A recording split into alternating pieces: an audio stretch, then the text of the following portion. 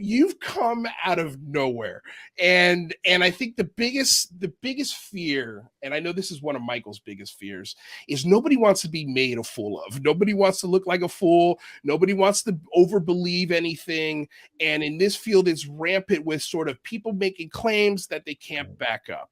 And so I think the biggest thing with the John Ramirez story and sort of the lore that you've just thrown in here in the last 2 months is they're like, is this guy really from the CIA? How do we know this, right? We've seen paperwork, but that could be photoshopped. We've heard him explain it, and sort of the catch-22 or the double-edged sword of if he shows you a picture of getting the medal, well, I could have photoshopped this. It's a never-ending story of how we cannot confirm this. So the one thing that Rather up here, I can see his face already. Rather was like, well, if he got a medal, why doesn't he show us the medal? That could easily solve a lot of these problems. And so I wrote John, and I was like, hey, John, just want to give you the heads up. Because it was a courtesy of Rather we didn't want to catch anybody from left field. And this is not gotcha journalism. We're not 60 Minutes, and we don't want to appear rude and question the validity of who you are. It's a fine tap dance that we have to do to sort of ask this question. But the question from Rather was, well, let's see the medal. Let's see the medal that he claims he got when he was in the CIA. And so, John, you want to show us the medal? Absolutely. And this is exclusive for you because no one ever asked me to show anything on the air. Right. Okay. So I got the Career Intelligence Medal actually after I retired, because it takes a while to do the paperwork to catch up with you. So they delivered it to me after I retired, but it was for service up through 30 September 2009. And so it came in a box. I don't know if you can see that, but it's going to be like reversed because of the camera. There's the CIA. Well, it's upside down, isn't it? It's upside down. There you go. Yeah, now we see it. Yeah. There. Now you can see it. Okay. Yeah. And so the Career Intelligence Medal actually looks like that. There you go. And you there you go, Rather. Well, yeah. It says for honorable service, John F. Ramirez, 1984 to 2009. So there. So how do you know I didn't get this on eBay? That'd be a heck of a thing to fabricate. I tell you, it's a lot harder to fake that than an unsigned PDF doc, right? Here we go. I appreciate that. This is the Career Intelligence Medal certification. It's signed by Leon Panetta, who was the director of Central Intelligence Agency the year I retired. And of course, it's dated 2010. As I said, it followed me after I retired. So there it is. I do, just have one follow-up question. That's certainly proof enough for me. But why would you post the unsigned, digital document as proof? Well, that was in reference to someone asked about ballistic missiles, and they had a lot of questions about ballistic missiles. And so I opined about what I know about ballistic missiles. Particularly, as you might have seen, there's a ballistic missile test which went awry. And the pictures are of this blue spiral in the sky over Scandinavia. And a lot of folks said, oh, that's a UFO, that's a UAP. And I said, no, what's going on is it's the Bulava submarine-launched ballistic missile. They launched it from the Barents Sea. The missile's designed to have its warhead land in Kamchatka, clear across the Russian landmass. And this missile is directional, and it had something called a gimbaled nozzle. And of all the tests, 6 of them failed. And when they failed, the gimbal nozzle just went wacky.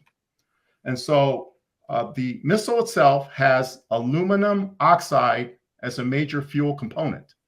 And aluminum oxide, guess what? Sapphire. Sapphire is mostly aluminum oxide. Sapphire is blue.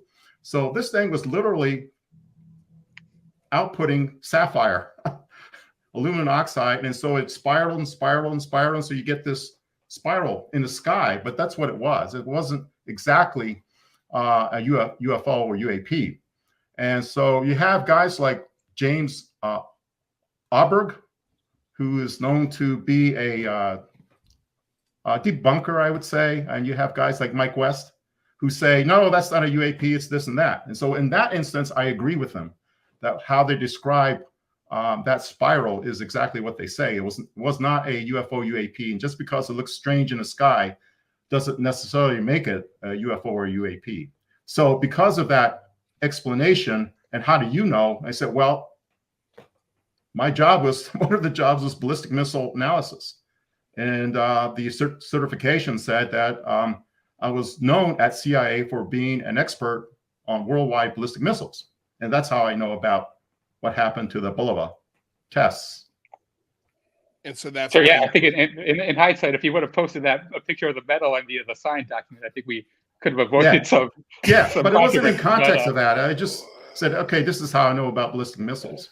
Well, you know what's funny is we got Witness Citizen who interviewed you a few weeks ago saying it's a chocolate. Can we see you bite it? Can we see you bite it? Joking. No, give me a break. Rather, can we see you bite it? I'm joking.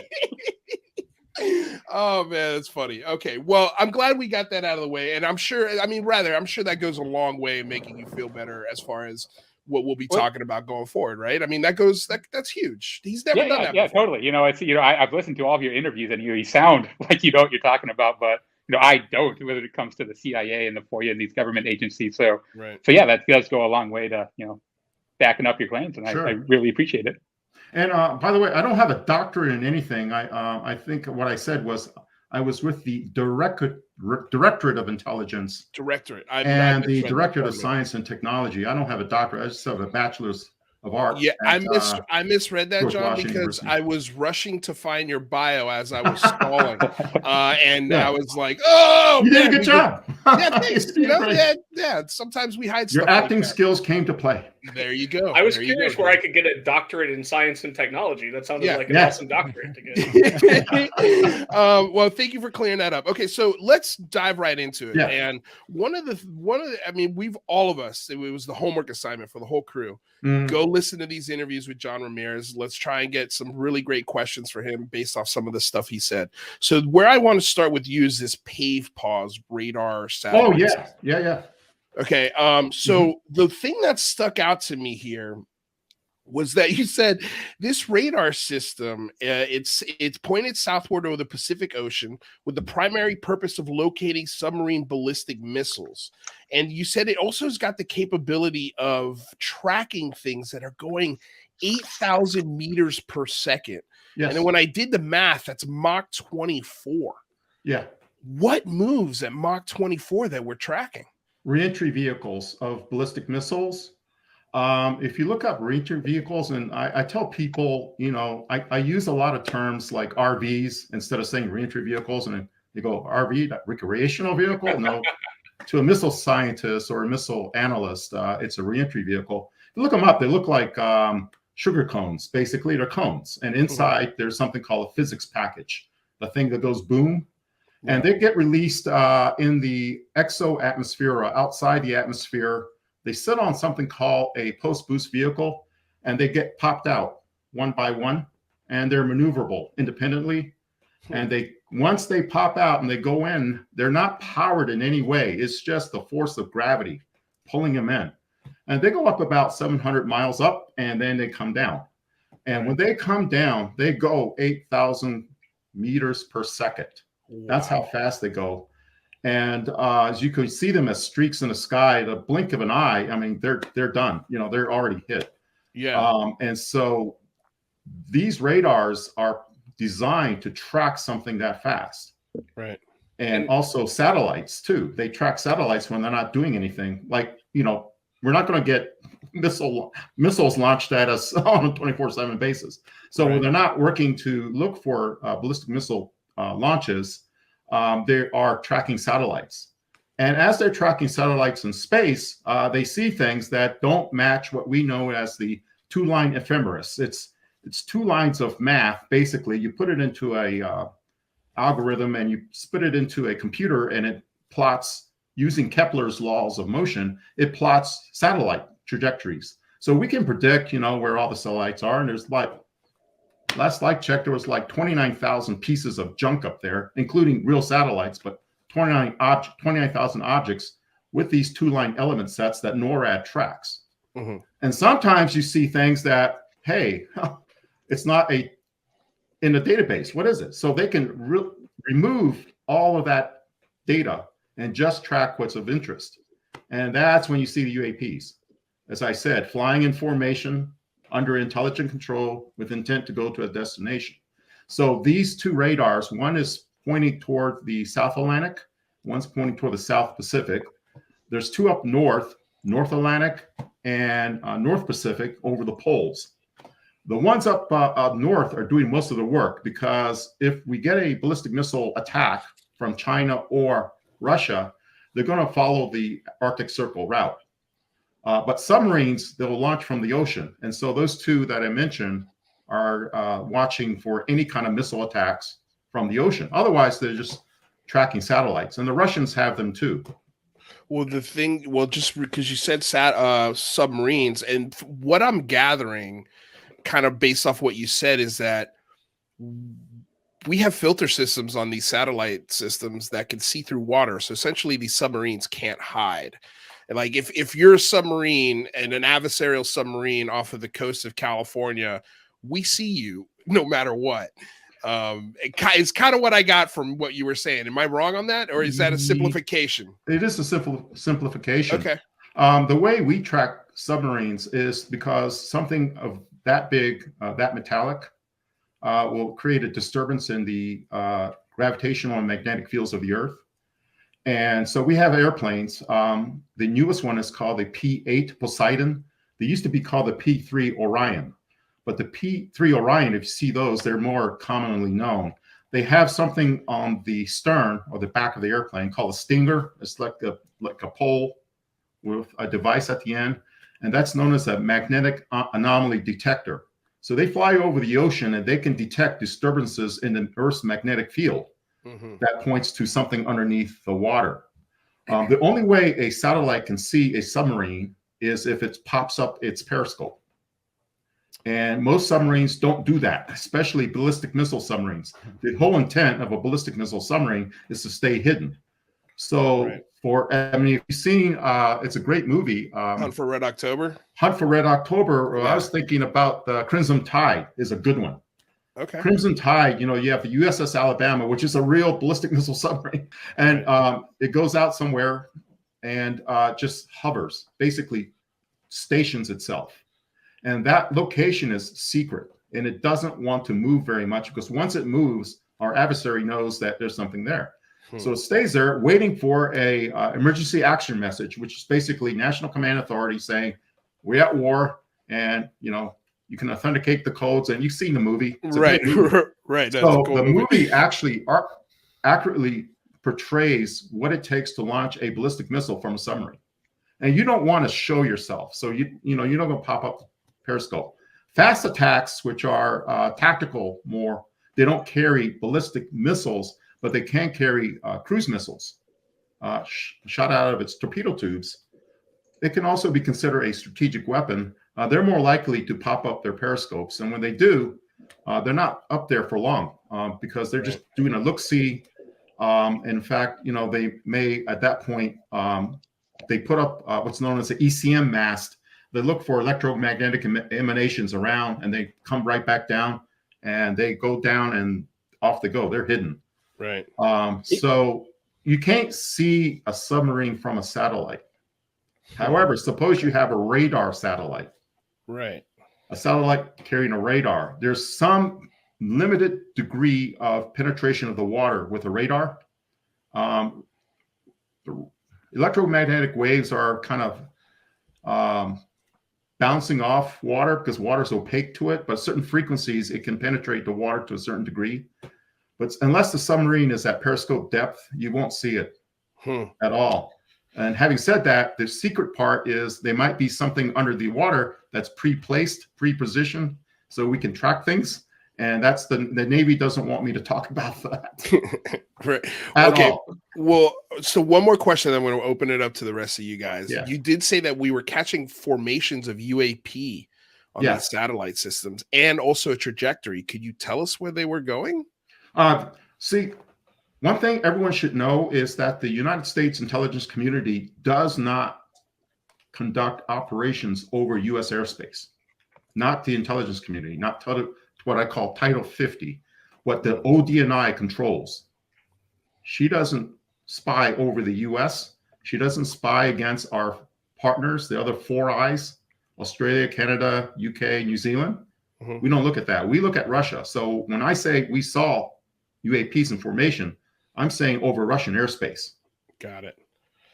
But you said they had a trajectory. What was the trajectory? Can you give us a clue as where they were headed? It was flying from the Arctic Circle over the Russian landmass. Wow.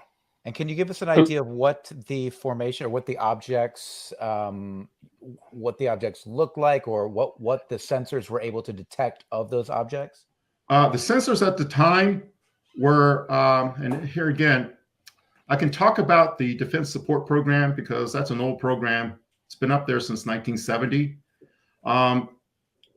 Without encroaching on the NDA, which means that, I have to still protect sources and methods of what we still have operational up there. So I can't talk about specifically, but let's say a satellite with an IR capability can see these. And so when you see these, they're basically like what people see on the ground. I mean, people have shot video of these orange orbs, and it doesn't look any different than that. They look like orange orbs. Can you say anything about like the flight characteristics, or what makes you think that they're not just prosaic, drones or something like that? Speed. They were flying at like tremendous speed. With changing of directions, or just the speed? No. I mean, they were exhibiting like the 5 properties that Lou always likes to talk about, the 5 properties of UAPs, and the ability to like maneuver in an instant, the speed itself, the characteristics of signature management, of being able to change its masking signature, its IR reflectivity characteristics, transmission characteristics. It looks like light, but it's like changing shape, size, and also 600 nanometers. It's orange. They were orange. So that cued us into the fact that there was something up there that's highly unusual. And we didn't know. I mean, people have seen orbs all the time, right? But from a intelligence community perspective, there were anecdotes, right? And so until we put the sensors up there in space that can actually look at these things, and as we improve the sensors, and that's where I'm going toward NDA, because the DSP is a crappy sensor. It's being replaced. It's basically, somebody, launched a missile. Big deal. Yeah, we know there's a launch, but the newer sensors, they can actually do measurements of, what light spectrum it's in and other types of characteristics. So they were multispectral, meaning they had 4 IR bands. And so we can divide up the IR spectrum into 4 bins. And so you give it a little bit more resolution. And because we had those types of sensors flying, that's when we detected these orbs. And the first thing, of course, we thought was, oh my gosh, the Russians have this super secret weapon we didn't know about, and we need to find out what they have. And what year was this? What year are you referring? I'm going to let the intelligence community people out there and the counterintelligence people out there know that I got this from Wikipedia. Here's my source, Wikipedia. Okay, so the Canon KH-11 Block 2, the second in the series of KH-11 satellites, carried an IR payload.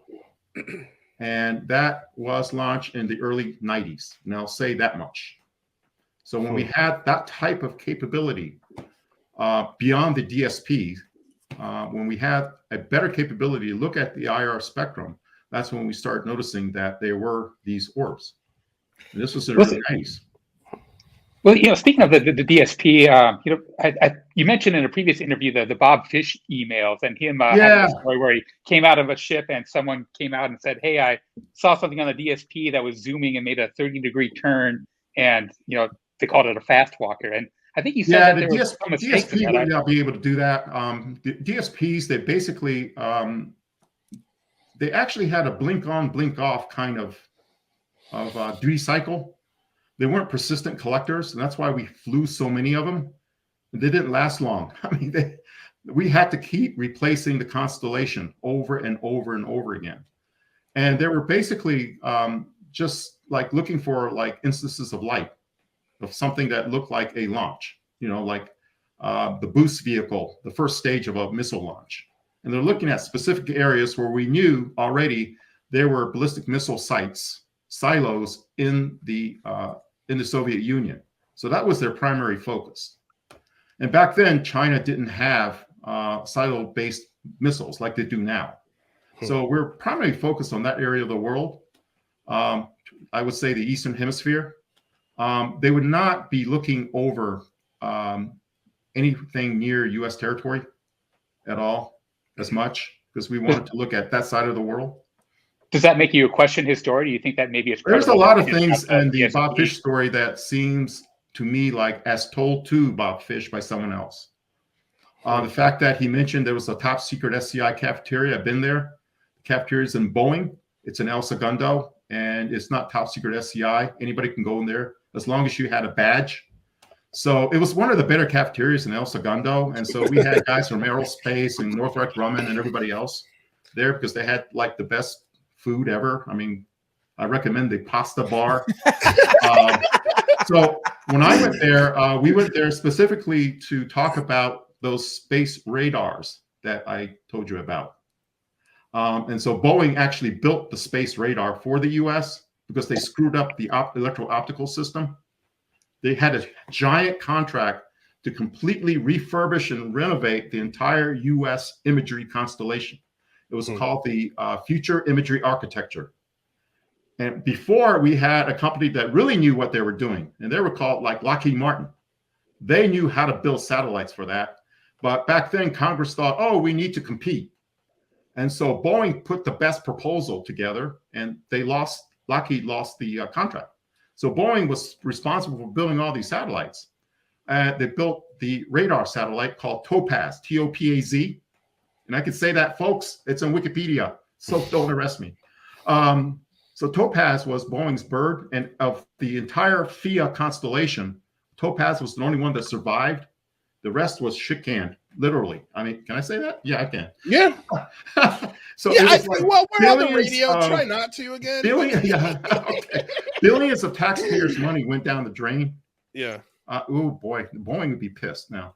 But they built great Topaz radar satellites, so I give them that. All right. So wow. You guys built great satellites. And so we were there to get a briefing on the status of Topaz. They wanted to build more, and I was there as representing the National Counterproliferation Center, which is all about nuclear, biological, and chemical weapons, foreign operations, foreign activities related to that. And we were thinking that these satellites would be really useful to monitor NBC because it's electromagnetic waves, and sometimes when electromagnetic waves hits the so-called baby formula factory, they bounce back signals that look like this isn't a baby formula factory because we can tell what's in the air atmosphere around it. Yeah. That's really getting close to NDA. So anyway, that's why I was there. And so we went down to the cafeteria, and there were other people there, and the Boeing sponsors for us said, yeah, this is the cafeteria where everybody comes to. And there were people there that were like custodial staff, and like everybody can eat there as long as you had a badge. Yeah. So you show the badge to the guy at the front door that you're going to the cafeteria, and they'll let you in. So it's not a top secret SCI. And in fact, you get fired if you talk top secret SCI in an open area like that. You'll be gone in a heartbeat. Your clearances will be pulled. So what you're saying, I doubt it. It's not a top secret SCI cafeteria. And the pasta was excellent. They actually made the pasta from flour.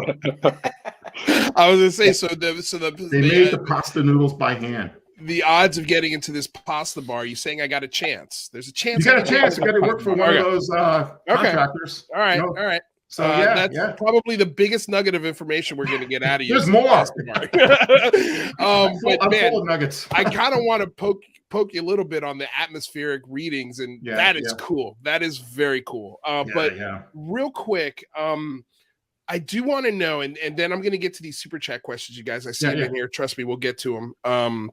But were these orbs basically seen as soon as these satellite systems were put into place? I mean, how often does this happen where we see these formations and USOs and UAP flying in the atmosphere? I can't say USOs because what we saw were orbs. Okay. Not something coming out of the ocean. There were things flying from the North Pole. I'll just say they were flying in the vicinity of the Arctic Circle. Because I'm working on a FOIA to let me say exactly where they came from and where they went. That would like burst open the entire field. What's your current maneuverability? Like, what is your NDA based on? Like, what are you allowed to say? What are you not allowed to say? I'm allowed to say, well, NDA protects sources and methods. So I know how the U.S. intelligence community collects data. I know how we extract data from a hard target meaning like China or Russia, which has its own counterintelligence operations to prevent their people from talking to our people. So I know how we extract that data safely that protects the lives of our officers and protects the lives of our sources, the real agents. And so I have to protect that. And so there are like technical capabilities, there are human capabilities related to that. And I will always protect those. And so when, for example, when Luz asks certain questions, that's what's in the back of his mind, that I got to protect those sources and methods because they're still in use. Even though we're retired, if we blurt out, oh, this is how we do it, it might literally put a perishable source at risk. And when I mean perishable, that source might die. And fragile methods, we'll never be able to use that extraction method again. So it will completely be gravely damaging to U.S. national security. So that's what I'm protecting. The information is not so, unless the information points to how I got the information. Well, do you see a path or a route for this information to eventually trickle its way to the American people, the American taxpayer? Absolutely. And that's why the Gillibrand Amendment to the NDAA, and also it's not just the NDAA. We have an Intelligence Authorization Act, IAA, which also has UAP language in the legislation. They must pass intact with no editing, with no removal. I mean, they got to pass because that provides us, people like me, people like Lou, people still in government, it provides us with what we call top cover. We have a law of the land. Right. And now because we have a law of the land, Mr. Contractor, defense contractor, you're hiding all of these secrets. When you get called before Congress and Congress asks you, it can be closed session, but you can't say, I refuse to testify. Because the next thing you know, the U.S. Marshals will be knocking on your door because refusing to testify before Congress is considered an obstruction of justice. Right. And the Department of Justice will indict you and prosecute you for obstructing justice because it is a legal function, constitutional function of the Congress to have oversight over the defense community, intelligence community, and our contractors. Once you accept money from the government, by extension, you are the government. You just don't do government functions.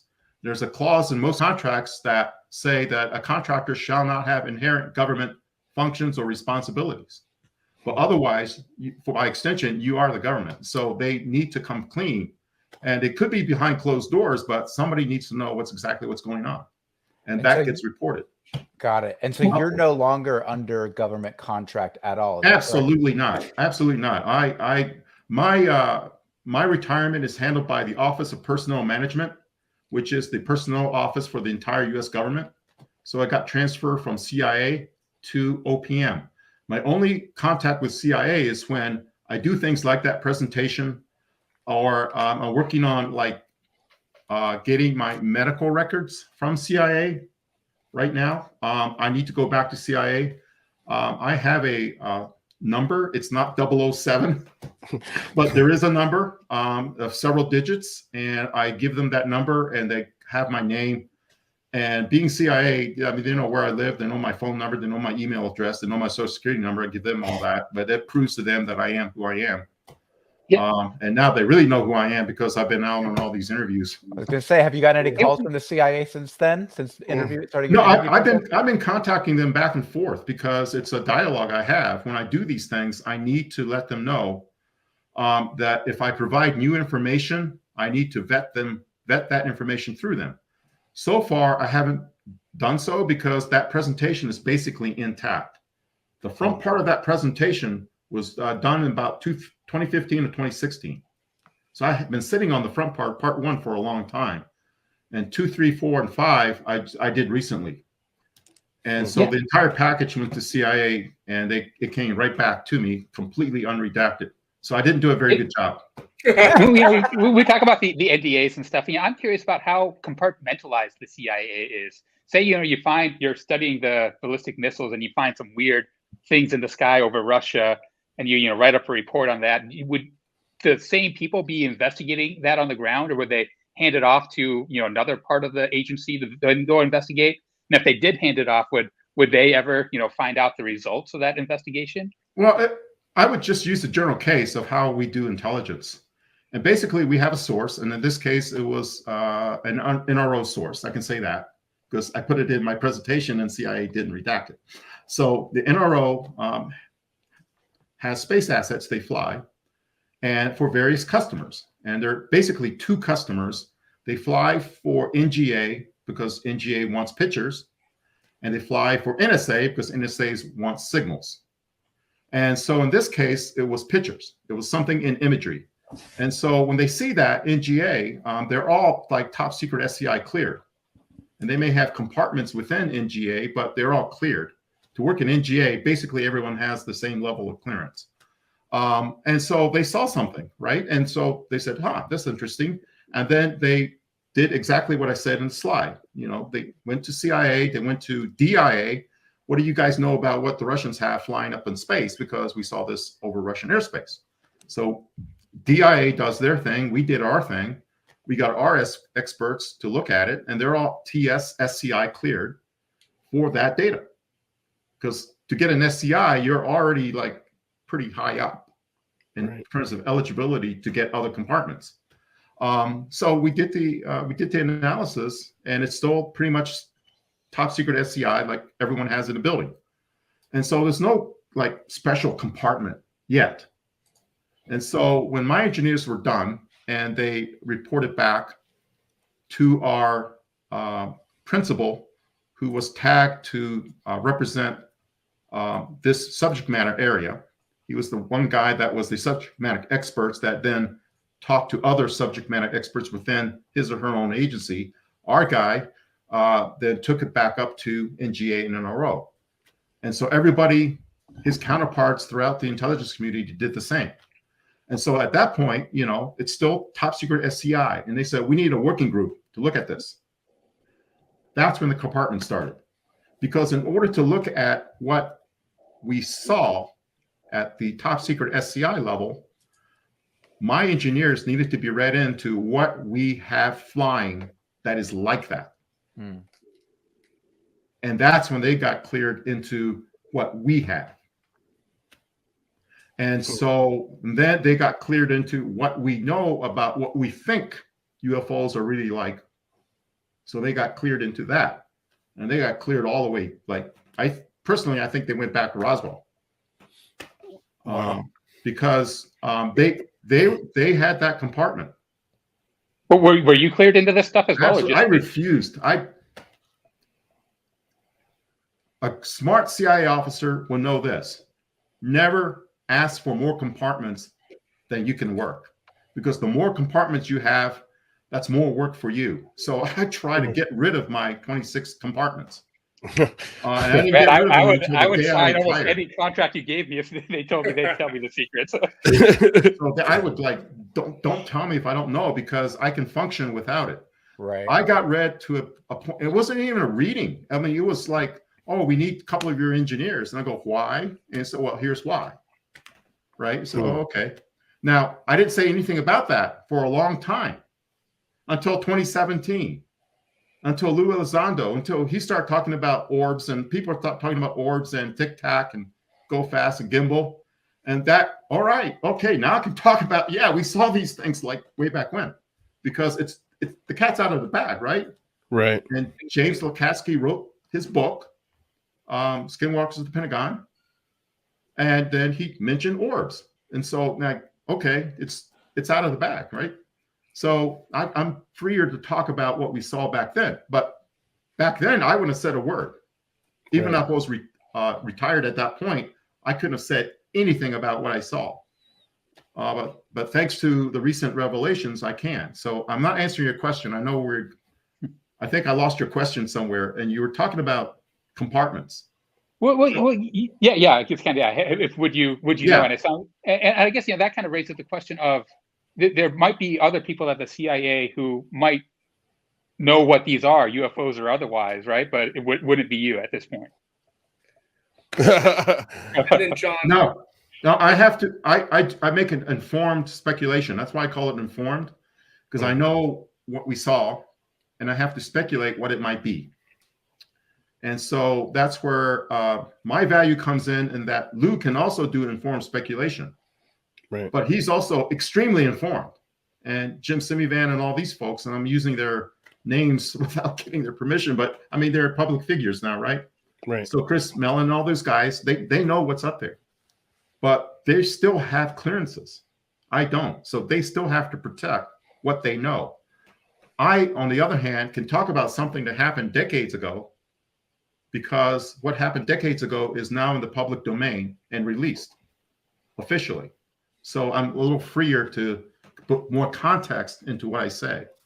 And so the compartment came later when the working group was started. And so at that point, I was out of the picture. I needed to be briefed to a point where I had two of my engineers.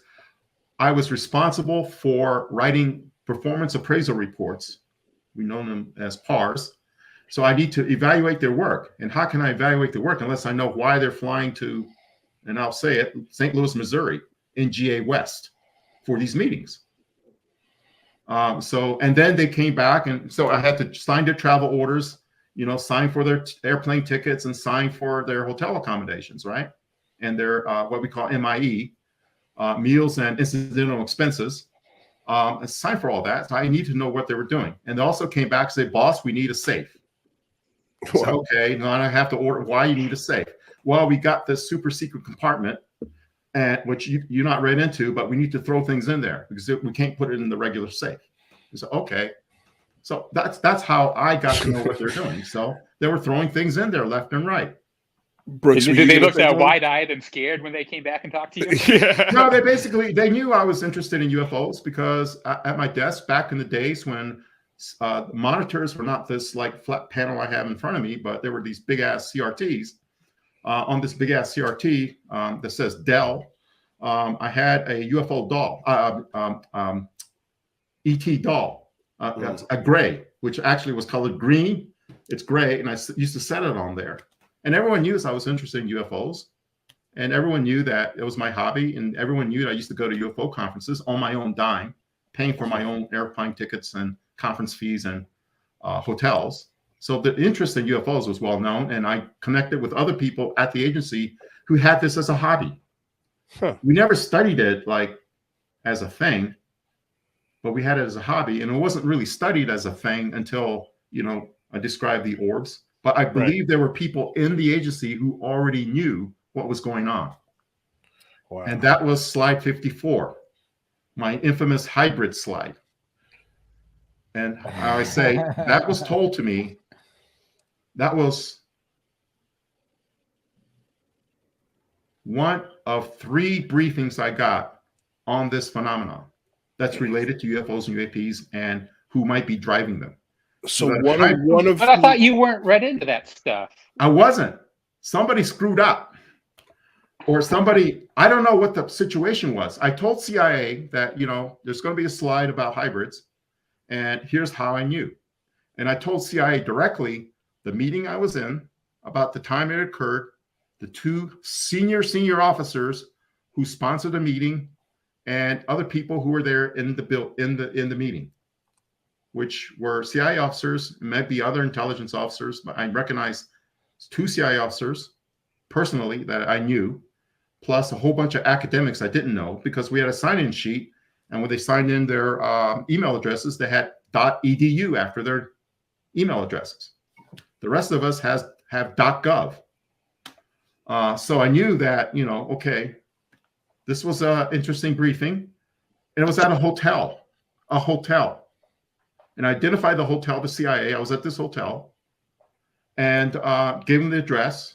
And as I went upstairs, there was no security officer, no badges, and I could carry my cell phone into the meeting.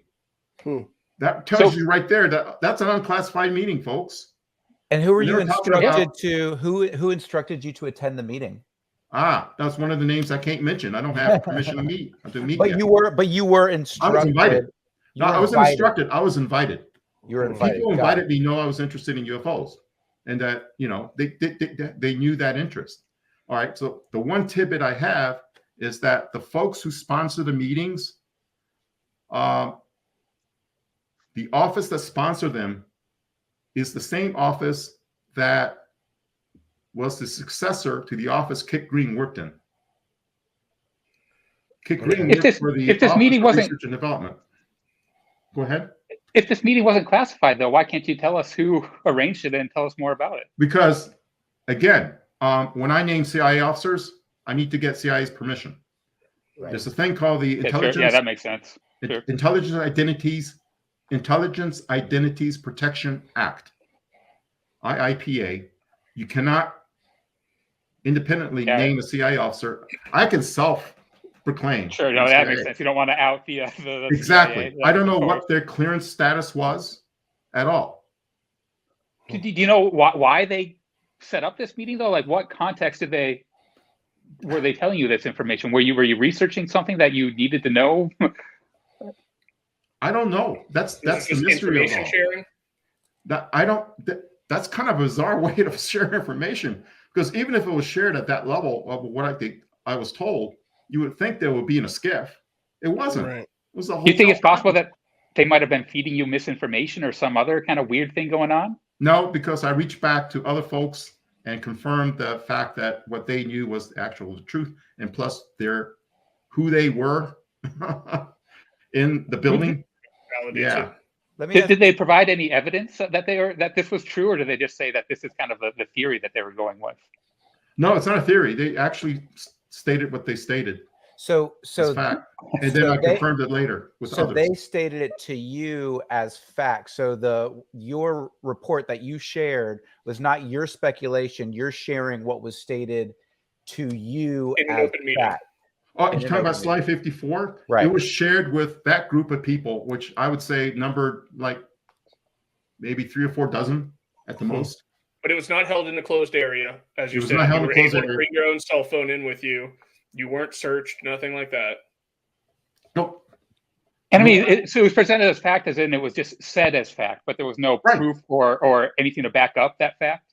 No, because when you have people at that level, who they were, saying you that, CIA officers don't. That's a pretty big claim. That is not. It is not. You have to understand the culture of CIA. You know, when that person at that level says something like that, he can back it up, and then I go back and then ask later about this, and then have that confirmed. And then this was before the ORB working group. ORB working group. Yeah. No, it's in the slide. It's in the slides. Yeah. Yeah, it's in the slides. There was a ORB working group that occurred way before ALSAP. ALSAP was after the Title 50 civilian side of the intelligence was done with the ORB working group, and there we don't look at it like it's a threat. We look at the science and technology aspects of treat that. as a phenomena. And then we toss it over to Title 10, which is DOD. And of course, DOD survives on everything being a threat. Right. So this was explained to you as fact. And was this like, I guess I'm struggling to understand the context of the briefing and what was the goal? Was it just to disseminate this information throughout interested parties in the CIA so they could continue to do intelligence? There were 3 items on the agenda. One was a historical look back at CIA's relationship with UFOs in general. And that's where slide 53 was the McMinnville UFO, the famous one in 1950. And that was briefed as, this is an authentic UFO. And because the reason why it's never been successfully debunked is because it is authentic and we know it. That was there. Number 2 was hybrids. And number 3 was the future of information technology will explode. We're working with a company to disseminate and allow a dialogue of information like this and other information. John, is and this that the company is Google. Google. Okay. Google, because we had a relationship with Google already. We provided them with Earth Viewer, which became Google Earth, and we provided them with search tools, which became Google Search. Is that different than the company, the business, or the company that you referenced last week on the on your interview with I apologize, Andy McGrillen? Andy McGrillen. Which company did I mention there? You said that after the interview you were going to discuss a company via Twitter. That was Cosmos ID. Okay, I wasn't sure if you were referencing Google as that company. No, that's Cosmos ID. That's a very interesting company. Well, I've still hung up on the hybrids, right? Because if there were aliens interventing with our DNA, there would be records of it. That's kind of a falsifiable thing. And when you go and you look at the biology and the DNA history and stuff, there isn't any evidence of that. There is evidence that there are reptilian. There's science is now seeing that there was a common reptilian ancestor. Well, sure, that's right? Evolution, right? Okay, yeah, that's evolution, right? Now, what I was told that, one point that I'll talk about without getting CIA's permission. Since World War II, we learned that there has been an alien hybridization of humans. Exclusively since World War II? World War II. That's when the CIA learned about it. Okay. World War II. That's what prompted me to look back at World War II and say, okay, where did this information come from? But still, it should be a DNA record of that. We should be able to tell them. Absolutely. And that's what's not released. That's still... Well, but I mean, this is being done by academics. It's, the government doesn't do the DNA research. Yes, we do. Yes, we do. Well, sure, but I would... it's not private, right? There's no classification of our DNA. You can't classify looking into our DNA. You can classify our DNA? You think that they're holding secrets of our DNA from us? Certainly. How could they do that? Because the law allows CIA and the intelligence community to do operations like that because no one bothers to read the law. So you think that they're going into like the university biology programs and saying don't study this, you can't publish these documents? No, that's not the way it's done. Wouldn't that mean they're also redacting information from organizations like 23andMe and Ancestry and those others? Once you give your blood, once you give your saliva to 23andMe and these others, if you read the fine print, you gave away your DNA for the purposes of creating scientific research. Yeah, big pharma can buy it. It's for sale. But is the CIA and other intelligence organizations working directly with these companies to limit what information they put back out to the populace? I don't know. I don't know that. That's why I mentioned Cosmos ID, because there's a company involved in the human genome, involved in bioinformatics, involved in DNA. And then you look at the company, and then you look at who are the consultants to that company. It's a who's who of IC officers. And the company was started by somebody from the National Science Foundation. And so if you go back to FOIA and you go back to National Science Foundation and you research who these people are, all of a sudden you go, oh my gosh, these guys are really well connected. In fact, one of the officers was CEO of EG&G. EG&G was the parking lot where Eric W. Davis allegedly had his conversation with Admiral Wilson. He went to the EG&G facility in North Las Vegas. And the guy who was the CEO of that company, who is the operations maintenance contractor, Area 51, is part of the scientific consultation team for Cosmos ID. Has this company IPO'd yet? Can I still get it on the ground floor? I don't know. I don't know. Yeah, I don't trust them, but I do trust the university academics who study our DNA record and tell us that back in the day there were other intelligent hominoid species and that we killed them all. They can tell us fascinating things with our DNA history and the Denisovians and the Neanderthals. Yeah, the tragedy of that meeting was that not only was the meeting unclassified, the agenda was unclassified, and so was the sign-up sheet.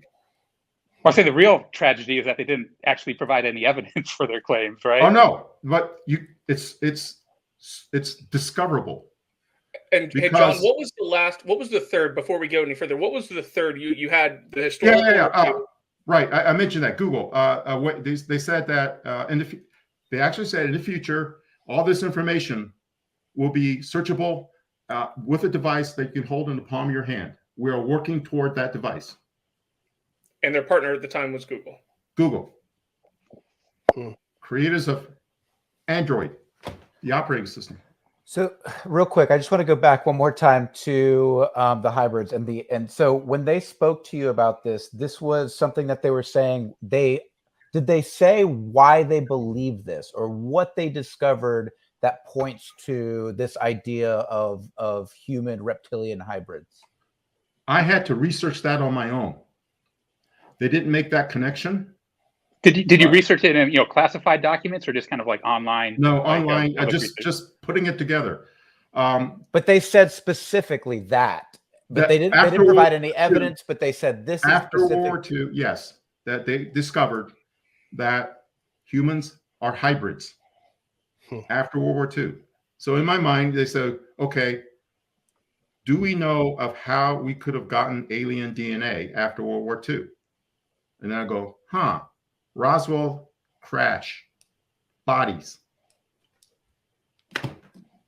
Were there actually bodies recovered? Did we go back into the bodies and find evidence of humanization, their DNA and ours and theirs? I don't know. But other officers who claim, the other officer who claimed that he saw the Roswell files, Chase Brandon, said, yep, they were like non-human intelligences recovered from the Roswell crash. He said he saw it. And then he had to write a novel to describe how it goes all the way back to the Atlantean period. Well, yeah, I'd say that, if they did find alien bodies that had, weird DNA that is alien and ours, wouldn't the kind of obvious answer be that those alien bodies are hybrids and that, like, exactly. But you're saying that we're hybrids, right? We're hybrids. They're hybrids. Some of us, right? Is that wouldn't it be the only? All of us are hybrids. Some are more hybridized than others. Okay. And but it could. One point, they told us that we know there are certain families that have been hybridized to a greater extent than others, and we will be following those families. That's where I think a lot of people really take a concern with this theory, because that sounds a lot like David Ickey's reptilian theory. Yeah, but I mean, he's kind of anti-Semitic, right? He's thinking like I've not read any of his books. I tried not to read because I want to be unfiltered. But if he's going with like this hybridization being part of a plot to control the world and they're evil, and I don't buy that. I just buy the fact that that they're controlling families, powerful families. No. That some in ancient past, some families are related to those families who were enhanced a little more than others.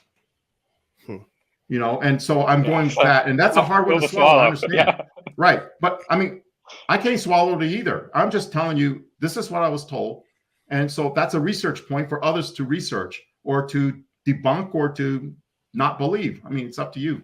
From a purely semantic standpoint, I mean, we do have DNA variances across humanity. So even if it wasn't, I mean, not to parse it too much, but even if it wasn't a direct influence from an extraterrestrial peoples of some kind, we obviously know that different people have different DNA markers. So it would be very analogous to identifying things. So when we talk about a group of families, it doesn't necessarily have to be a specific ethnicity. It doesn't necessarily have to be a specific religious group. Right. I mean, it could be across, just something that we treat as genetic anomaly.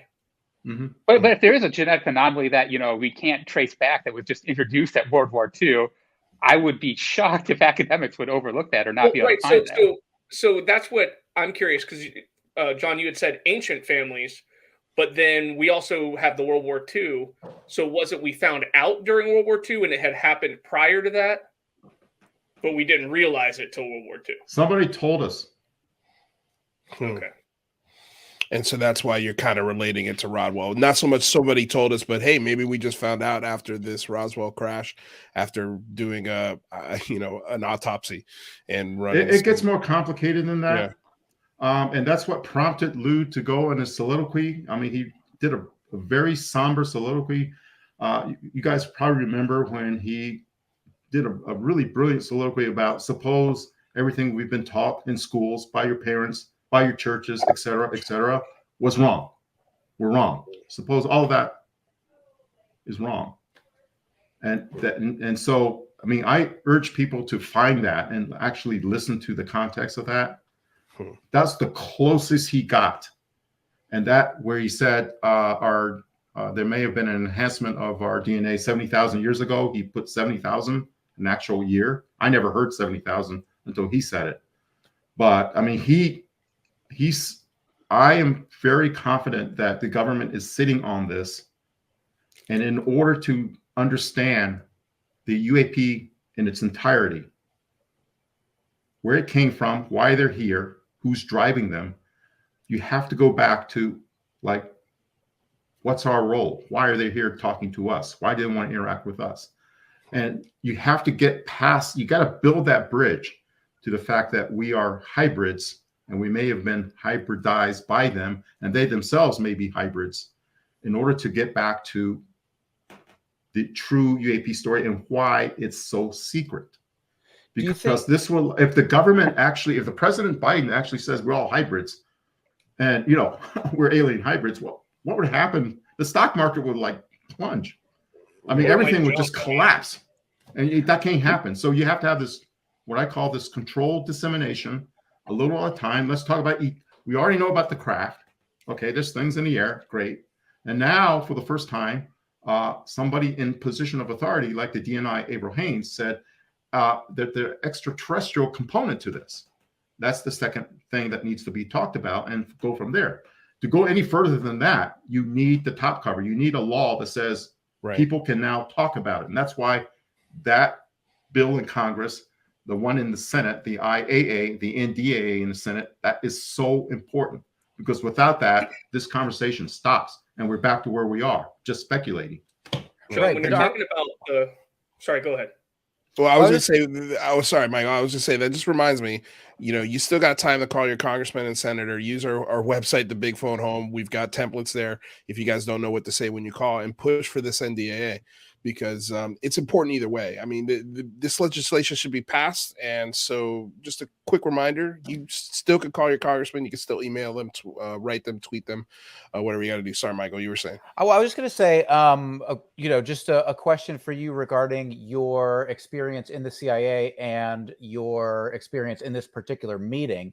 I think one of the things that I'm noticing is that it's a foregone conclusion that we're being visited. It's a foregone conclusion that we've been manipulated by these beings.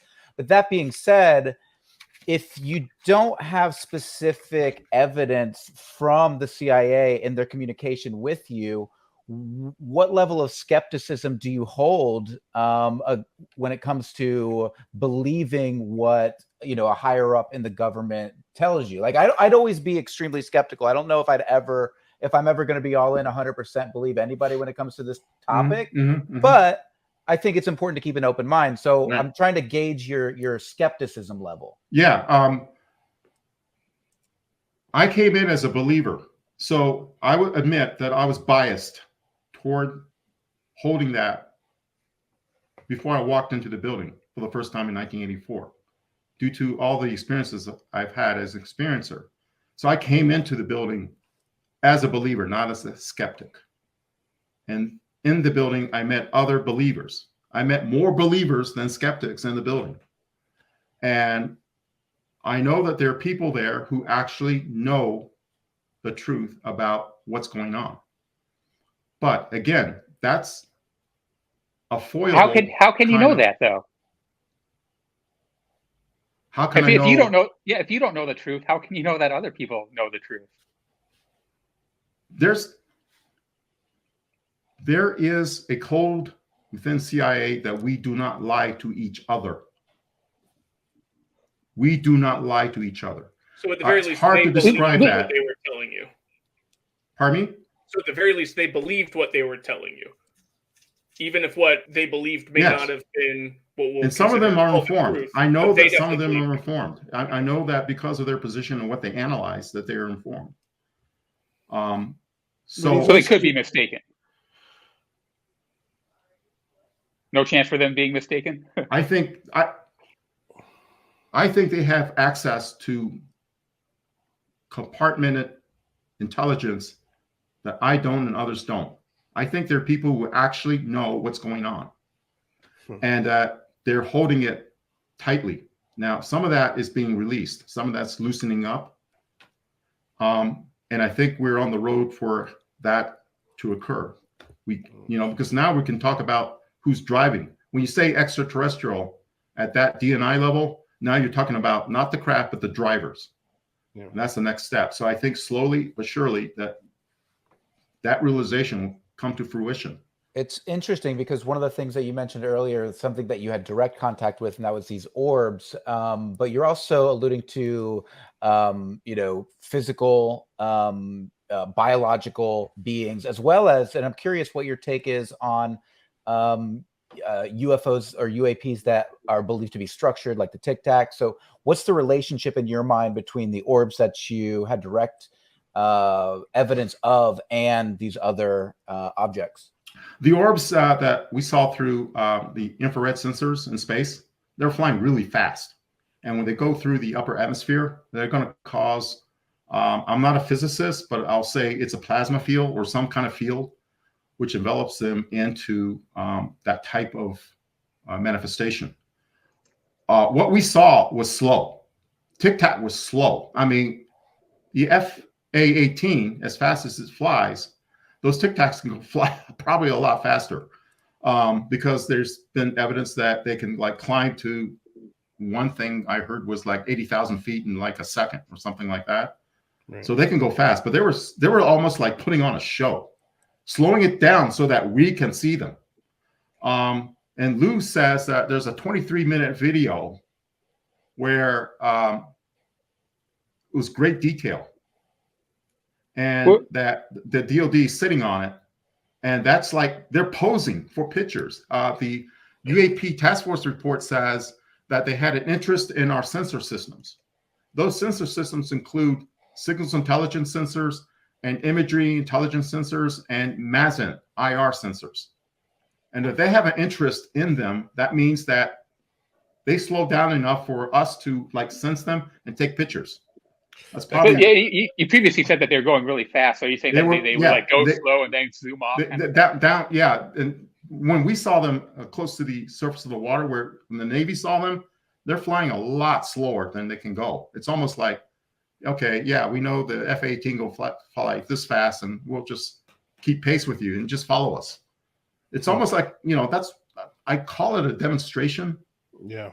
More than anything. It's an air show. But then there are orbs that that people see that are mysterious, that they see over their homes or in the sky near, where they're at, driving in a car, they may see them and they're zipping across, or sometimes they stop, they make maneuvers.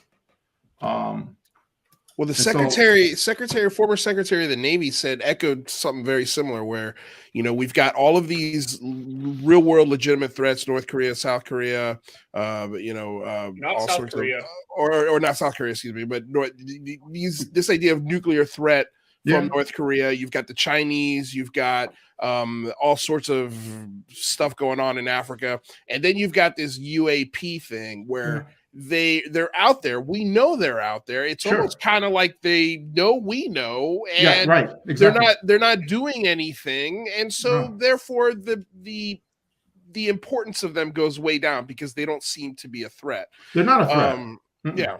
They don't act in a threatening way. What we perceive as a threat is basically, I think, beneficial. If you review Robert Saleh's revelations about what happened at Malmstrom Air Force Base with the Minuteman IIs, they did humanity a favor. It's reported that in Russia, they enabled the launch, and U.S., they disabled the launch. And by the way, the nukes were never at jeopardy. I mean, the nukes were still nukes. If you understand how nuclear weapons inside a missile, how they operate, and you realize that they didn't disable the nukes. Yeah, they disabled the ability to launch the missile, right? Which basically you're disabling the offensive capability. In our scheme of things, it was the counter-strike capability that we had as a policy. We wouldn't fire first, and then unless the Russians did, and then we'll fire second. That's counter-strike. They had a first strike. So a first strike, you want to turn them on, and say, how does that feel? Does that make you uncomfortable to have all your missiles turned on? Right. And then for us, how does it feel not to respond to an attack when you can't launch in response? And sure enough, it's almost like they played on their worst fears. And sure enough, like a few months later, LBJ and his counterpart, Alexei Kosygin, got together, and that's the first time that both sides talked about in earnest reducing the amount of nuclear weapons we have in our inventories. And that's happened months after that incident. So I have to believe that that's the message they wanted us to understand. John, that makes me think back to something I've heard you say on other interviews where you talk about the deliberate dissemination of some of this information through things like Hollywood or science fiction. So given your belief that there are individuals in the intelligence community that have a closer or a more broad understanding of what the actual agenda is, do you think that dissemination is to lead to things like nuclear proliferation, and as well as, or maybe something else? And what might that be? There's two levels of that. One of this is pretty mundane. The mundane one is that CIA definitely, and the Defense Department definitely want to put their best feet forward in the public perception. So a lot of it is tell us, portray us in a good light. But the other part is, as you say, some dissemination through entertainment means of this information. So there has been that going on. In fact, I point out to the Men in Black, the two movies with Will Smith. Will Smith and Tommy Lee Jones. Tommy Lee Jones. Tommy Lee Jones's first cousin, as I stated before, was Chase Brandon, the guy who wrote Crypto's Conundrum, the guy who said, I solved the Roswell files. And so, there's some connection there. And he wrote the book as a novel. And so he went on Coast to Coast AM, and promptly I haven't heard from him. So I asked around back at the agency, folks back there, guys ever hear what happened to Chase Brandon? They can't find him. He's off the grid. Wow. But he wrote this wonderful book that actually tied in a lot of things I said on slide 54. I read the book, but I wasn't influenced by that book because what I thought in slides 50, Crypto's Conundrum. And what he used was the sculpture in between our original headquarters building and our new headquarters building. It's in the courtyard. It's encrypted, and there's a contest to see what it says. And I don't know if it's been broken yet. I think a physicist, I think, in my parent office may have broken part of it. But he based it on that. And he based it on this guy, Chalmers is his main character, and he traced his ancestry back toward time and back toward Atlantean times, all the way forward to CIA. Now, this book was published in 2012. It was written after he retired. I think he retired maybe shortly after or right before I did. In it, he said something that most people didn't know at the time. He said that there are underground objects. These are USOs underground, not underground, under surface, that fly out of the water and into the water.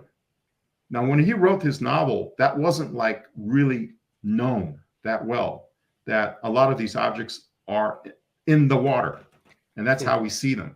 So I know he's well informed in that perspective. If anything, having him on where I'm at right near sitting, I mean, he would be a more interesting guest, because I think he's one of those people that was read into the whole story because he's seen the files. Well, that's going to have to be my next homework assignment. Let's get to a couple of questions that we have from the audience real quick. One from Magical Joshua Logan. It's been sitting up here for a little while. Lieutenant Graves said the UAP first behaved oblivious to fighter jets, and eventually there was a near miss. Opinion from John Ramirez. I wasn't there, so I can't say why there was a near miss. Oblivious. I would have to believe that there are sensor systems on these craft as well that they can avoid being hit, unless they want it to be hit because they want it to crash. There's this theory I heard about the gifting fields. Have you heard that theory? No. There's a theory about the gifting fields. And I forget which ufologists first discussed gifting fields, but sometimes they deliberately leave things. They crash so that we will have things to study. And these areas are called gifting fields. And I need to research that myself. I think Jacques Vallée might be the source of that. He might know more about the gifting fields. But I have to believe that they would be ways to avoid, because in most instances, when you get close to them, they shoot off and go away. You know, that they're hard to like approach in that manner. Yeah, I really like The Arrival's take on that, which is pretty fascinating if you haven't seen it. Yes, that's a great movie. Kind of reminds me of another question, though, is do you think that the U.S. government really holds all the cards here in disclosure, or are there other governments that might be able to preempt us, or the Galileo Project and stuff like that? Oh my gosh, I think the work of ICER, for example, the International Coalition Extraterrestrial Research, is important because that is an international organization of ufologists, and these are serious people, scientists and whatnot, studying this phenomenon. That's important. Also, I know Russia is sitting on a ton of information. I don't know too much about China unless it's something we told them. Nari talked about the fact that most people don't know the United States and China at the intelligence level. We're close cooperating friends, and that we built like SIGINT sites all over China for them. But there's some cooperation with these governments, and Russia especially. I mean, they're the guys that actually spotted on the radar, their radar, the equivalent of pave poles in Russia, Pechora, looking up north toward the poles. They spotted these objects as well, and they went to high alert because they say it's not, we don't know what it is. And I'm surprised. Yeah, I'm surprised to hear you say that we're partnering with China in some of this stuff, because Bill Nelson recently said in the Iglesias forum that Russia we had previously worked with, but the relations with NASA and China apparently aren't that not great. With NASA. Not with NASA, but with the IC they are. CIA and NSA had a very close relationship with Chinese intelligence. Was this up until a certain point, or still? I don't know.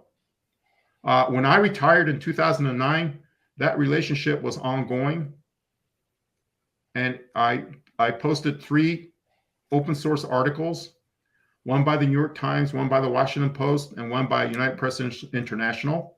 And also the book written by a former director of Central Intelligence, Robert Gates, where he mentioned the reason why we built these is because we actually had them in Iran and we lost them.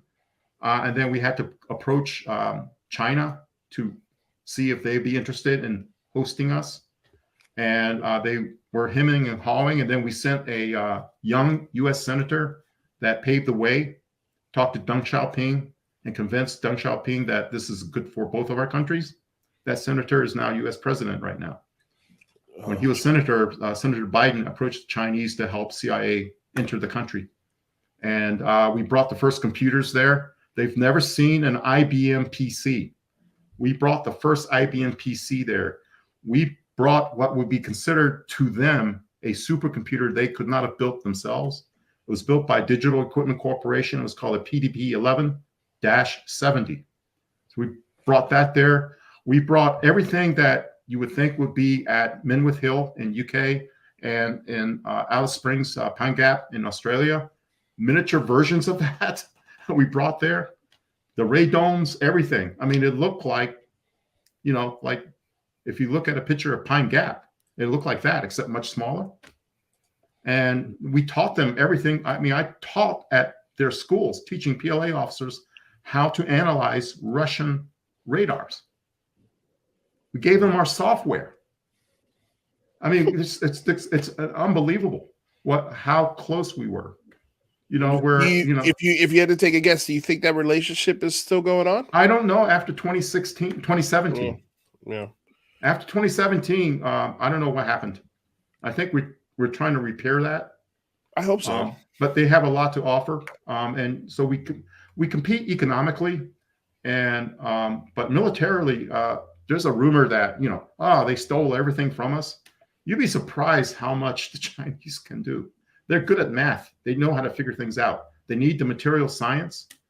And so they have the material science to build what they need. But as far as designing things, they're really good at designing things. Their weapons are outstanding. They also have a ton of rare earth elements that we need.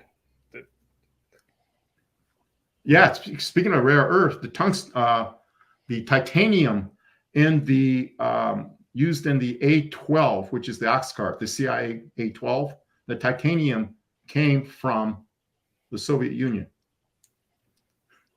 Wow. I mean, the cooperation is crazy. I mean, yeah. Well, you have to cooperate. I mean, I always talk about the border on Afghanistan. It's a border that's always been trying to be conquered. But even no matter what sort of quarrels going on above, in the caves below, they're trading with everybody. Like there's trade happening with Pakistan. There's trade happening with all of the countries that surround that section of the world, or Afghanistan, Russia. So it's a necessity. I mean, we have to talk to our enemies, and they have to talk to us at some point. But I'm hoping that it gets back to a point where it was when you retired, where it's a little more amicable from both sides, because I think that would be better for everyone. Yeah, the NDAA and the IA pretty much states that there's to be cooperation, international cooperation, right? In terms of the information that we hold, we need to, at least from government to government, we can declassify things or present things at a lower classification. You heard of the 5 eyes? Now there's talk about creating a 9 eyes and a 14 eyes. Wow. And that's for just sharing information. And so I heard of need to know. A DNI in the past, I believe, was Jim Clapper. He put out a memo for the entire intelligence community saying that the era of need to know is over. We are now in an era of need to share. You have to justify why you're holding information in need to know channels, because doing that is what caused 9/11 intelligence not to be shared between CIA overseas and FBI domestically. Right. And so we're now in the need to share era. And so I'm hoping that would, like you say, I hope that would open doors in terms of cooperating with our major partners. And let's not forget the Latin Americans. I mean, there are a lot of sightings in Latin America. There are a lot of sightings in Africa, in India, in Pakistan, there in Asia. We can't ignore the rest of the world, because UAPs are global. It's not just US, and all the metamaterials and crash retrieval craft, whatever they are, we assume they're from the US. Don't assume that. Okay. Some of that is delivered to us, or some of that is acquired by us from overseas sources. Well, my dad says hello to everybody. UFO dad was in the house, so hello, Dad. Kristen Thompson had a question. Has John ever heard about Dr. Jacobs' nuke missile cases? No. Okay. I've heard of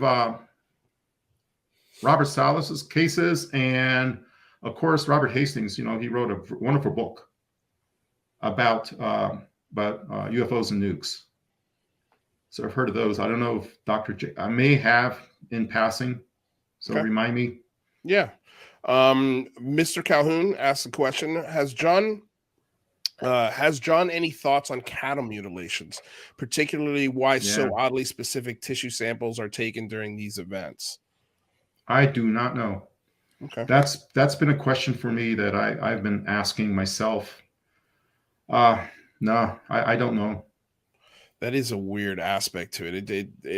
It's they just want steaks. I don't blame them. yeah. It's just they take weird spots of the cow. Well, I found an obscure. I found a very obscure reference to bovine embryos or placenta, and some experimentation with human embryos. And I got to go find out, because I saw that and I couldn't understand it because it was all written in medical language. Right. But bovine plus human, that's the closest thing I got to trying to understand it. What would do you have any? And obviously you're familiar with the Galileo project. You're familiar with Avi Loeb. Do you have, if you were able to give any advice when it comes to looking for these objects, what sort of advice would you give to the Galileo project? I don't know. I'm talking to Avi Loeb is an astronomer. I'm just a dime a dozen political scientist with a BA degree, right? I mean, I don't know. I mean, I would think that I'm hoping the James Webb Telescope, which is now delayed until 22 December, will go up and provide us with a source of data, because that telescope is designed to see far more of our universe in light spectra we've never been able to see before. And hopefully they will be able to see things that they need to track. Whether there are other objects like Oumuamua coming in and out that we can't detect, something like the James Webb Telescope might do what the IR sensors in our NRO satellites did for us. All of a sudden we see, oh my gosh, the solar system is full of Oumuamua. They're all coming in and out all the time. I mean, I don't know if that's going to happen. I'm hopeful that might be a source that Project Galileo would be able to look at. But the fact that something like that project is included in that legislation, that provides me, and SCU as well. Right.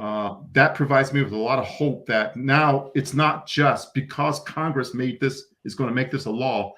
The military can't say, the Defense Department can't say, no, it's all going to be squirreled in the DOD channels.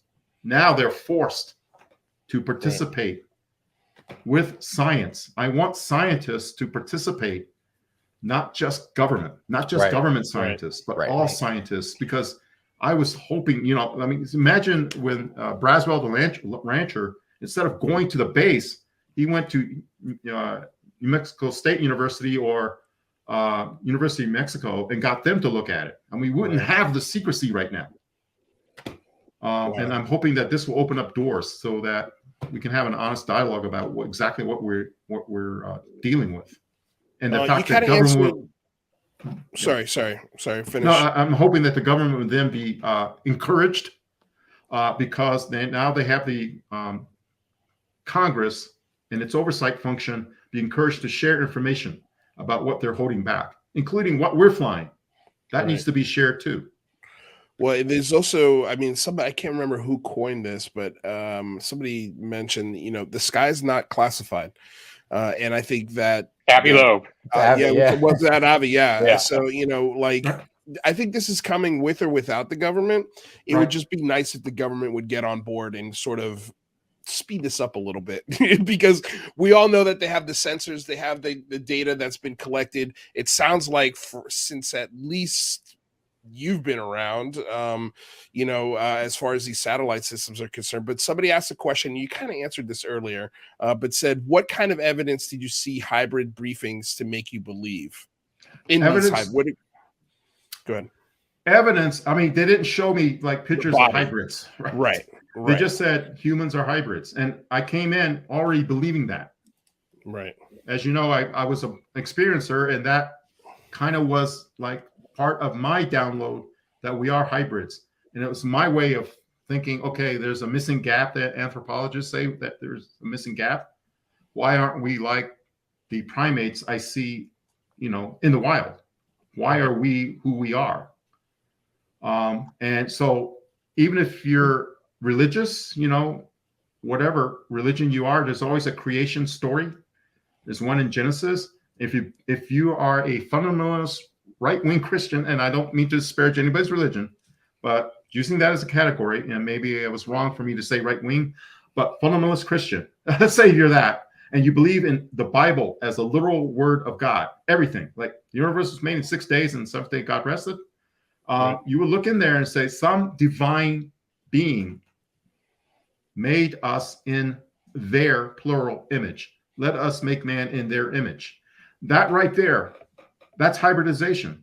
There's also a serpent in Eden, so I guess there's your record. And exactly. And so I'm saying, like, if you go back to Chase Brandon's novel, and you go back to what I've always believed, that we're worshiping the wrong side. We're worshiping the side that wanted to like slow our development down, to suppress us, whereas the side of enlightenment, Lucifer, enlightenment, that side wants to elevate us, to know that we are also divine like our creators. And for that, they got tossed out of the garden. I just like to throw in, from the DNA record, the academics would posit that the reason that we're unique in our ecosystem is because we killed all of our, the other Neanderthals and the other intelligent humanoids.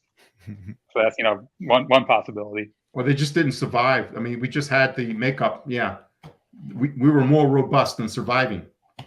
Whereas if you look at my blood, I'm Asian, you'll see Denisovan DNA. If you're European, you might have Neanderthal DNA. There are other types of categories of DNA. Yeah, I mean, that I don't have evidence of that. But now, if the CIA will let me say those names, there are two people that somebody like Leslie Kean can knock on their door and say, hey, I heard this, Yeah. And so what do you know about this? What can you say about that? Are you still in contact with these folks? And if so, do you think, how badly do they want to talk about this? Like, do any of them? Full disclosure is this. When I did my presentation and I sent it off to CIA, I also had a great interest in contacting Jim Simivan and Lou Elizondo, those two in particular. And I have contacted them as a professional courtesy. I know they're doing important work. And I want to make sure that anything I say or do does not impede their work. Right. And I offered them saying, hey, if you want to acknowledge that I know you, in the context I know you, go ahead. But that doesn't mean that you endorse my work. My work is my own. And they're fine with that. So going back to rather trying to find who I was, if someone bothered to contact Jim or Lou, they would have said, yeah, we know him. Yeah. And Kit Green as well, Kit. Yeah. They know who I am. Chester Hunter with a $20 super chat. By the way, guys, thank you so much for all these super chats. Truly appreciate it. Makes the show exist. So thank you. John, were there any folks who invited you and aware of any of your personal anomalous experiences? Invited me to that meeting? He's not specific. Were any of the folks who invited you? I'm guessing they're talking about the meeting. Yeah. It was well known that I was into ufology, because when that occurred, and I think I'm bad with time compression, It's been so long ago. I think it was 2001, before 9/11, because 9/11 didn't happen. I don't think it happened. We had academics from all over the country flying into Washington, and immediately after 9/11, it was a lot tougher to fly anywhere. So I think it was before 9/11. It was 2001, and by then they were well aware of my interest. And those academics, I wish. Here's the tragedy: it was unclassified agenda, unclassified sign-in sheet. I tossed them in the burn bag when I retired. I just, because I think I'll never have to deal with this anymore. And so, I knew what I knew, and I was happy with what I knew.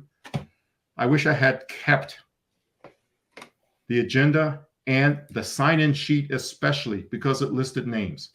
But I know 4 names on that were CIA officers. By the way, Pandolfi wasn't in that meeting. I can say that because I know who Pandolfi was, and he wasn't there. Okay.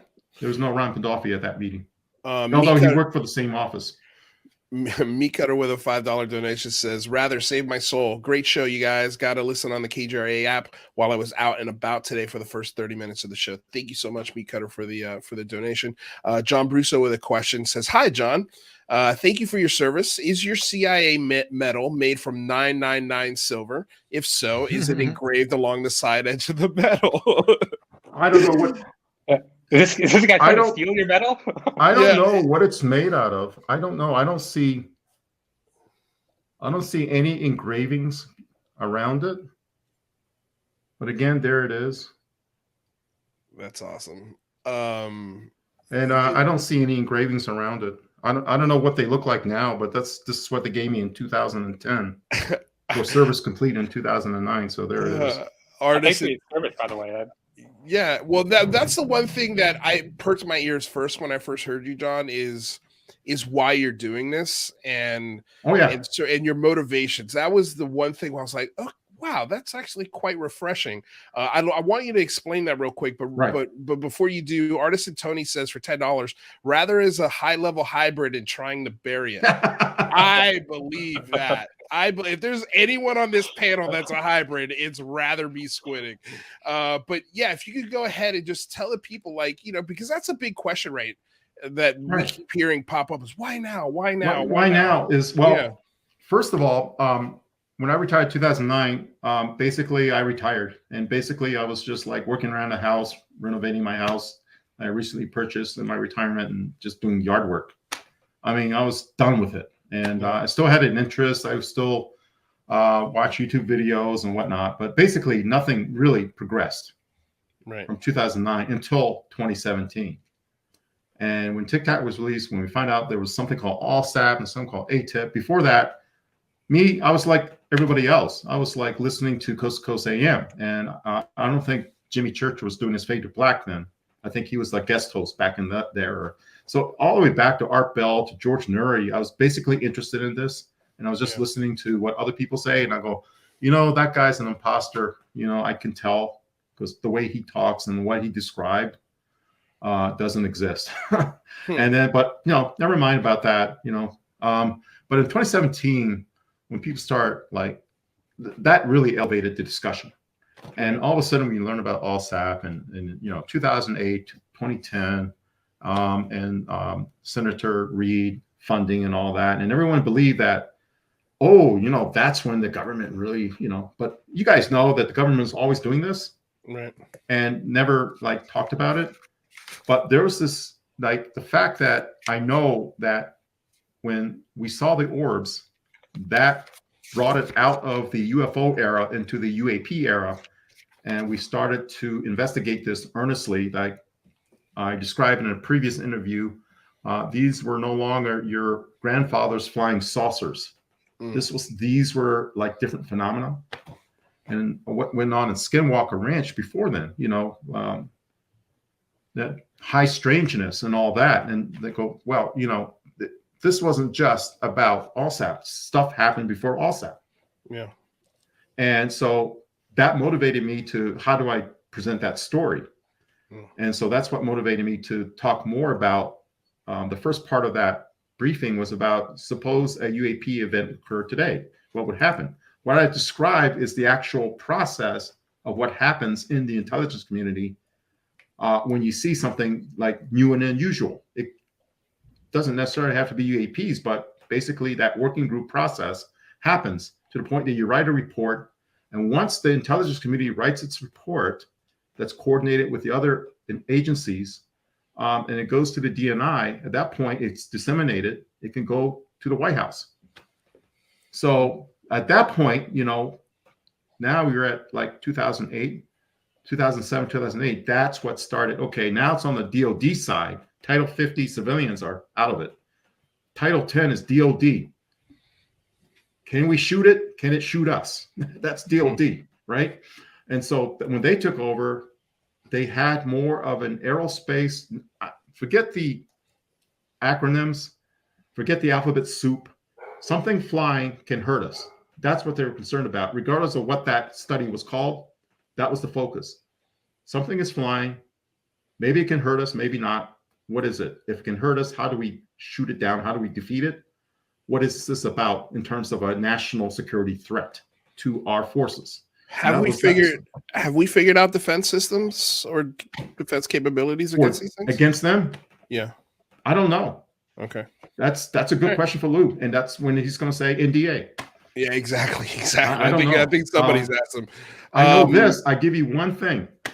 I know one thing, and I can say it because it's an old system. There is a Soviet and now Russian era aerospace defense system called the SA-10. It's a missile, surface air missile, but it has aerospace capabilities. It can go way high. SA-10.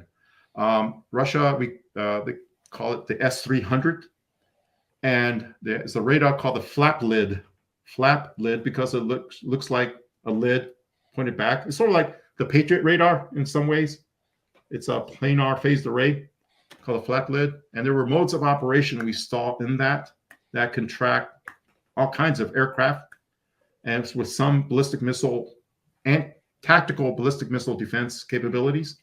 Well, there's one mode in there that all of a sudden they were producing tracks of something that was going really, really fast. So what the hell is that? They're producing legitimate acquisition and tracking of some object. Legitimate. So maybe it's a legitimate test mode. Nothing can go that fast. We don't have anything that fast. Neither do they. What are they tracking? It's just a test mode. Right. After the Soviet Union fell, and we start talking to immigrants, like Soviet immigrants or Russian immigrants who became U.S. citizens in this country. They left Russia. And we did identify that they actually worked on that system or operated that system. They told us we had a UFO mode in that system. And we looked at the missile that system was attached to, and it said, yep, that has some reach. And those missiles were nuclear tipped. Some of those missiles were nuclear tipped. And that's an older system, you said. That's an old system. That's ancient. There's the S-400 now, the S-500. And that thing had a UFO mode on it. Well, according to the information we received, that was a UFO mode. Wow. And so we actually got that system. Squirreled away in an interesting place in Nevada, I'll say. And so with my background in ballistic missile defense, I was with a partner, a colleague of mine. She and I stayed in Beatty, Nevada, and we traveled to this site, which just like you'll see described going to Area 51, there wasn't a mailbox, but the folks at the DOE 232 Energy Way, DOE, they gave us the badging to get to that facility. They told us what to look for in the road. So you see this in the road, make that right. Right. So we did. And we drove and heard shack of camo dudes. Oh, these are the camo dudes. And I said, wow, that's the real camo dudes. I heard about them. And, they badged us in and we went there. And so we tested the system out. And one night they told us to get off the mountain. Get off the mountain. Go home. Get off the mountain early, because the rumor was they're testing a special payload. And so they didn't want CIA. We were told we were not cleared for what they're testing. So we went off the mountain. We went down. And the next day we came up, everybody was quiet. And they didn't want to talk about last night's test. And so they tested something we had against that system, which we knew had a UFO mode. Wow. And that's all I know. And so, John, when you're saying that these are nuclear tipped and they have a UFO mode, the implication would be that they would be able to attempt to nuke a potential UAP. Is that right? if it stands still for it, because I mean, you know, the kinematic performance of the missile is pretty good. I mean, some of these missiles can actually have 200 Gs, pull 200 Gs. So they're really good. The Russians are really good. They got good systems. So there you go. I mean, that's just one little tidbit that I'm putting out there. And the reason why is because the fact that we had this system was leaked to the open press. It was no secret. And as they were driving it out of Huntsville, Alabama, Huntsville is where the Missile and Space Intelligence Center is at. And they have systems there that if they were energized and activated, your Soviet and Russian systems, they could defend half the United States, because those Russian systems are that good. They can shoot down anything within half the United States because they're Russian systems. So they're pretty good stuff. John, I'm curious. You mentioned earlier that you had some experience as well. When you're referencing you being an experiencer, are you talking specifically about your experience with these sensors from these satellites, or did you have your own personal experience with UFOs at another time? My experience with UFOs has been through what experiences will tell you, like instances where they knew they were awake, but they could not move. So I've already related, I think in a previous interview, about planting sunflower seeds so they grow into sunflowers. And I said, I need to plant sunflowers so they know where to find me, because I want them to take me and not bring me back. I want to go. I'm tired with, I don't belong on this planet. I'm from somewhere else and I want them to take me. So I planted these sunflower seeds that grew into sunflowers and out of my bedroom window. And I think I was in adolescence then. Yeah, I was. I like 7th grade, I'd say. And I remember like many hands pulling me out of my bed and taking me to a craft and being held by a being and laid down on a table to be examined. So that was like an instance where I encountered with a craft. Now, is it a dream? Is this something I dreamed of? I can't tell you. I don't know, but that's an experience that I had. But you said you were young at the time? I was just curious. Yeah, I was like seventh grade, thereabouts. Okay. The other experiences I had after I retired were actually seeing craft. And again, one of them was interesting in that I saw craft coming out of the clouds and making maneuvers like that, going back in the clouds. And the message to me was, tell them that we hide in the clouds. Okay, you hide in the clouds. What does that mean? I don't know, but it's an experience I've had. Wow. So I had experiences like that. The orb experience was flying from BWI, which is Baltimore Washington International, Baltimore Airport, to LAX, Los Angeles. And I was on a direct flight with a friend of mine. We're going to a UFO conference. And the UFO conference was held in Irvine, California. And on the way there, as we were flying over the Southwest, I used to listen to Channel 1, United Airlines, back in the day where you could actually listen to the cockpit comms.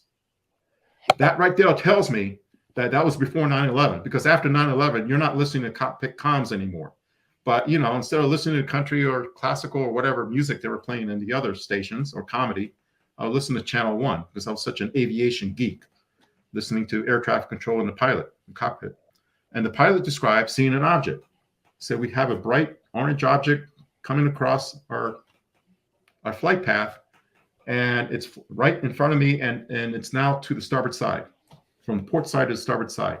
I looked out the window, and there it was, an orange orb. It wasn't like a sparkly orange orb. It was just like solid orange.